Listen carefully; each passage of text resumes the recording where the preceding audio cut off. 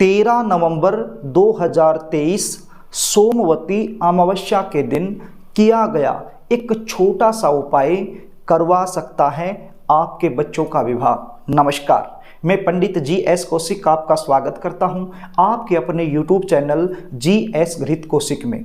यदि आपके बच्चों की शादी में लगातार देरी बनी हुई है, लगातार अड़चनें आ रही हैं, लाख कोशिश करने के बावजूद भी शादी के लिए कहीं पर भी रिश्ता पक्का नहीं हो पा रहा है, तो ये वीडियो आपके लिए है। आज जो उपाय मैं आपको बताने वाला हूँ, यदि आपने इस उपाय को अच्छे से समझ लिया और मेरे द्वारा बताए गए तरीके से सोमवती अमावस्या के दिन कर दिया, तो यकीन मान के चलिए आपके बच्चों की शादी के लिए कोई न कोई अच्छा प्रस्ताव जरूर आएगा और शादी फिक्स हो जाएगी।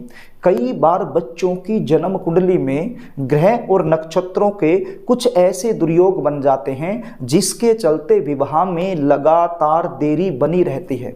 कुछ बच्चों की जन्म कुंडली में पितृदोष बन जाता है, कुछ बच्चों की जन्म कुंडली में काल सर्प दोष बन जाता है, कुछ बच्चों की जन्म कुंडली में मंगल दोष बन जाता है, कुछ बच्चों की जन्म कुंडली का जो सप्तम भाव होता है, जहां से विशेष रूप से विवाह का विचार किया जाता है, तो वो सप्तम भाव पाप प्रभाव में आ जाता है, जिसके चलते रिश्ते आएंगे, बातें चलेंगी, लेकिन कोई भी बात, कोई भी रिश्ता सफलता तक नहीं पहुंच पाएगा, बीच में ही ब्रेक हो जाएगा।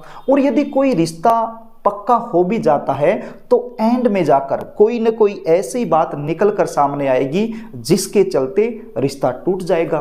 देखने वाले आएंगे, देखकर चले जाएंगे, लेकिन किसी भी प्रकार का पॉजिटिव रिप्लाई आपको सामने से मिल नहीं पाएगा। प्रिय दर्शकों, कुछ ऐसे रिश्ते आएंगे जो आपके लेवल के नहीं होंगे, जिनके चलते आप खुद मना कर देंगे।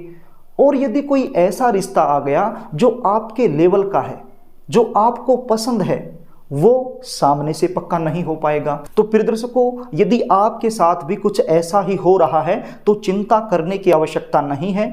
आज मैं आपको जल्दी शादी होने का एक सरल उपाय बताने वाला हूं। आप इस उपाय को अच्छे से समझ लीजिए। उपाय बताऊं इससे पहले आपसे निवेदन करना चाहूँगा, यदि आप चैनल पर नए हैं और अभी तक आपने इस चैनल को सब्सक्राइब नहीं किया है, तो मुझसे लगातार जुड़े रहने के लिए अभी इस चैनल को सब्सक्राइब कर लीजिए और बेल आइकन को भी प्रेस करके रखिए।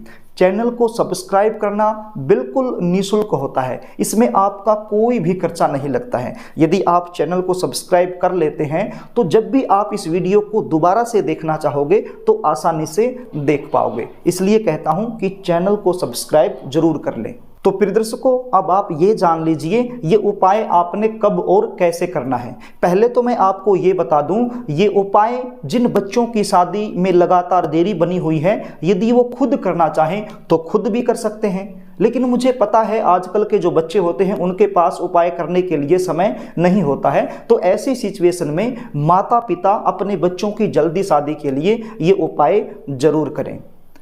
कार्तिक माह की अमावस्या अपने आप में एक बहुत बड़ी अमावस्या मानी जाती है, और ऊपर से सोमवार के दिन आना तो सोमवती अमावस्या अपने आप में एक दुर्लभ योग बन जाता है, एक विचित्र योग बन जाता है। ऐसे दुर्लभ योग में जब हम कोई भी उपाय अपनी मनोकामना पूर्ति के लिए करते हैं तो बहुत जल्द फलीभूत होता है। उपाय का जो रिजल्ट है वो 100% देखने को मिलता है। इसलिए ये उपाय आपने 13 नवंबर 2023 सोमवती अमावस्या के दिन जरूर करना है। सोमवती अमावस्या के दिन आपने जल्दी उठना है, स्नान आदि से निवृत्त होकर के साफ सुथरे धुले हुए वस्त्र आपने पहन लेने हैं। ये उपाय आपने सुबह के समय ही कर देना है। सुबह का मतलब ये है कि दोपहर से पहले पहले आपने ये उपाय कर देना है। ये उपाय करने के लिए आपके पास क्या सामग्री होनी चाहिए और किस प्रकार से इस सामग्री का प्रयोग आपने करना है, इसको आप नोट कर लीजिए, आप इसको लिख लीजिए। आपके पास एक पेड़ा होना चाहिए या फिर सफ़ेद रंग की कोई भी मिठाई आप ले लीजिए, मावे की बर्फी भी आप ले सकते हैं या फिर एक पेड़ा आप ले सकते हैं। 2 लौंग आपके पास होने चाहिए, बिल्कुल साफ सुथरी लौंग आपके पास होने चाहिए। ये जो 2 लौंग हैं, ये जिस बच्चे की शादी में देरी चल रही है, जिस बच्चे के लिए आप ये उपाय करने वाली हैं या करने वाले हैं, तो उसके सिर के ऊपर से 7 बार घुमा लीजिए, क्लॉकवाइज या एंटी क्लॉकवाइज, कैसे भी 7 बार सिर के ऊपर से इसको घुमा लीजिए। और यदि बच्चे आप खुद कर रहे हैं तो खुद के सिर के ऊपर से आप घुमा लीजिए, और यदि आप माता पिता हैं तो अपने बच्चे के सिर के ऊपर से इसको 7 बार घुमा लीजिए। और घुमा करके सफेद रंग की जो मिठाई है, यानी कि जो पेड़ा है या मावे की बर्फी जो आप ले रहे हैं, उसके अंदर आपने इन दोनों लोगों को अपनी मनोकामना बोलते हुए गाड़ देनी है। और क्या चाहिए?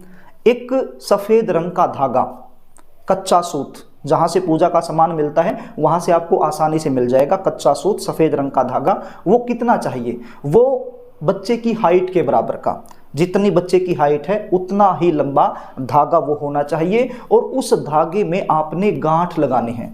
वर्तमान समय में आपका बच्चा जिस उम्र में चला हुआ है उतनी ही गांठें लगानी है। सपोज कीजिए आपका बच्चा 5 फुट 8 इंच का है, तो आपने 5 फुट 8 इंच का धागा ले लेना है। सपोज कीजिए कि आपका बच्चा केवल 5 फुट का है, तो 5 फुट का धागा लेना है। यदि 6 फुट का है तो 6 फुट का धागा लेना है। जितनी भी हाइट है उसके बराबर का धागा आपने ले लिया, उसके अंदर आपने गांठ लगा ली। कितनी? मान लीजिए आपका बच्चा 25 साल का होकर के 26वें साल में चला हुआ है तो 26 लगानी है। 27 का होकर के 28वें में चला हुआ है तो 28 लगानी है। और यदि 30 साल का होकर के 31वें साल में चला हुआ है या चली हुई है तो आपने 31 लगानी है। इस प्रकार से आपने उस धागे में गांठ लगा लेनी है। यहां तक आपको समझ में आ गया? इससे आगे और क्या लेना है? एक स्टील का लोटा लेना है आपने। किस चीज का? स्टील का लोटा। सबसे पहले इसके अंदर गंगा जल डाल लीजिए, उसके बाद इसको शुद्ध जल से भर लीजिए, उसके बाद इसमें थोड़ा सा कच्चा दूध आप डाल लीजिए, एक चुटकी हल्दी की इसमें डाल लीजिए। और क्या डालना है? एक गुड़ का टुकड़ा इसके अंदर डाल लीजिए। ये सारी चीजें इसके अंदर डाल लीजिए। और क्या चाहिए? एक शुद्ध देसी घी का दीपक आप ले लीजिए, मिट्टी का दीपक आप ले लीजिए, उसके अंदर शुद्ध घी डाल करके और जो लंबी वाली बत्ती होती है वो रख लीजिए। तो क्या क्या सामग्री हो गई आपके पास? आपने नोट किया? मैं दोबारा एक बार बोलता हूं, आप इसको चेक कर लीजिए। सबसे पहले मैंने आपको बताया सफेद रंग की मिठाई, 2 लौंग सिर के ऊपर से 7 बार घुमाकर उसके अंदर गाड़ लेनी है। और क्या बताया? एक सफेद रंग का धागा, बच्चे की हाइट के बराबर का और बच्चे की उम्र के हिसाब से उसमें गांठ लगानी। 2 चीजें हो गई। फिर मैंने बताया एक स्टील का लोटा, उसके अंदर सामग्री डालना। क्या क्या सामग्री? गंगा जल, शुद्ध जल, दूध, कच्चा दूध और हल्दी, एक गुड़ का टुकड़ा, ये चीजें। और एक काले जो तिल होते हैं ना वो भी डाल लेने हैं। शायद मैं पहले बताना भूल गया हूँगा, लेकिन काले रंग के जो तिल होते हैं एक चुटकी भर वो भी आपने डाल लेने हैं। और एक शुद्ध देसी घी का दीपक जिसके अंदर लंबी बत्ती होनी चाहिए और मिट्टी वाला दीपक होना चाहिए। तो ये चीजें लेकर के आपने पीपल के पेड़ के नीचे जाना है। सुबह सुबह जितना जल्दी आप करें उतना ही श्रेष्ठ है। दोपहर से पहले पहले इस उपाय को आपने कर देना है। अब ये मत पूछना कि ये उपाय हम शाम के समय कर सकते हैं क्या? नहीं, ये उपाय सुबह के समय ही करने का है। सुबह के समय कीजिए। और यदि कारणवश आप नहीं कर पाते हैं सुबह के समय तो मजबूरी में कर सकते हैं शाम को भी, लेकिन सुबह के समय यदि आप करोगे तो अच्छा रहेगा।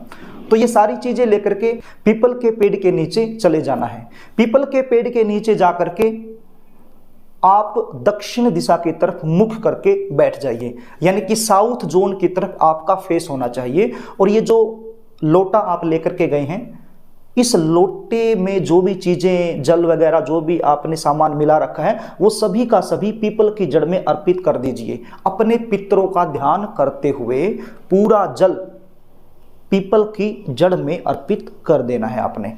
आपका जो मुख है वो दक्षिण दिशा की तरफ होना चाहिए। उसके बाद आपने दीपक को जला देना है। इस समय भी आपका जो मुख है वो दक्षिण दिशा की तरफ ही होना चाहिए। उसके बाद ये जो मिठाई है ये आपने जो पीपल की जड़ है वहीं पर रख देनी है, दीपक के बिल्कुल आगे, अपनी मनोकामना बोलते हुए। यहां तक समझ में आया? इसके बाद ये जो धागा आप लेकर के गए हैं, कच्चे सूत का सफेद रंग का धागा, तो ये धागा यदि पीपल का जो तना है वो बहुत ज़्यादा मोटा नहीं है तो फिर आप उसके ऊपर ये बांध सकते हैं। आप देख लीजिए, यदि ये धागा पीपल के तने पर बंध जाता है, छोटा नहीं पड़ता है, तो तने पर बांध दीजिए अपनी मनोकामना बोलते हुए। और यदि तना बहुत ज़्यादा बड़ा है, धागा छोटा पड़ जाता है, तो फिर कोई भी टहनी जो पीपल की है वो नीचे लटक रही है, तो उस टहनी पर अपनी मनोकामना बोलते हुए बांध दीजिए। और यदि टहनी बहुत ऊंचाई पे है, आपका हाथ वहां तक नहीं पहुंच पा रहा है, तो फिर ये धागा भी आप दीपक के पास ही रख दीजिए। पीपल की जो जड़ है जहां पर आपने मिठाई रखी है, वहीं पर भी ये धागा आप रख सकते हैं अपनी मनोकामना बोलते हुए। ये सब करने के बाद हाथ जोड़ करके बिल्कुल भाव से अपने पितरों का ध्यान करते हुए, शंकर भगवान का ध्यान करते हुए, विष्णु भगवान का ध्यान करते हुए, ब्रह्मा जी का ध्यान करते हुए, अपने इष्ट देवता का ध्यान करते हुए आपने अपनी मनोकामना का चिंतन करना है।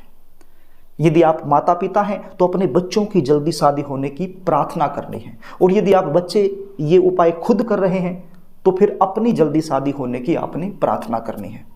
प्रार्थना करने के बाद आपने पीपल की 3 परिक्रमा करनी है। यदि संभव है तो 3 परिक्रमा आप कर लीजिए, और यदि संभव नहीं है तो फिर अपनी ही जगह पर खड़े होकर के 3 बार गोल गोल घूम जाइए। बस इतना सा उपाय आपने 13 नवंबर 2023 कार्तिक माह की सोमवती अमावस्या के दिन कर देना है।